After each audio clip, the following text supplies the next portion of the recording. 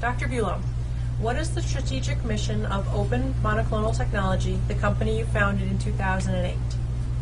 So it is Open Monoclonal Technologies, or OMT's mission, to provide access to an antibody platform that's based on genetically engineered animals. Actually, the access to animal-derived antibody platforms has become more difficult, in particular because Medarex and Argenx have been taken off the market.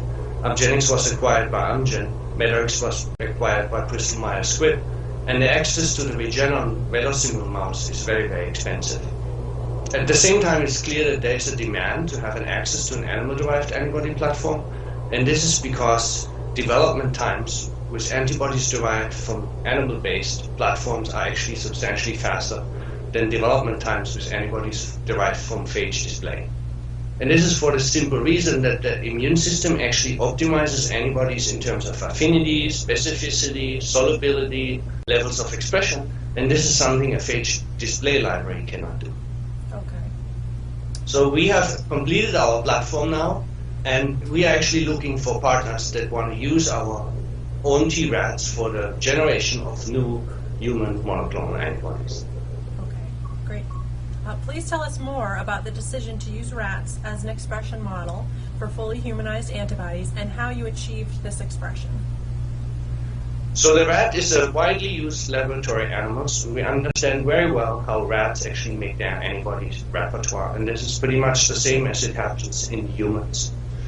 So when we started our genetic engineering, we essentially had to do two steps to convince rats to make human antibodies. On the one hand, we had to inactivate endogenous rat antibody expression, and on the other hand, we had to introduce recombinant immunoglobulin loci that encode human antibodies. And the introduction of recombinant immunoglobulin loci, of course, had been accomplished before in other animals, in the mouse, in the rabbit, and in the cow, but the inactivation of antibody expression in rats had not been done before.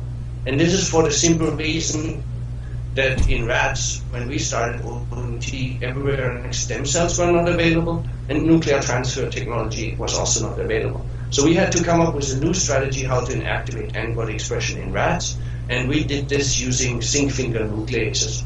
These are essentially restriction enzymes that have very large target sequences and therefore very specific.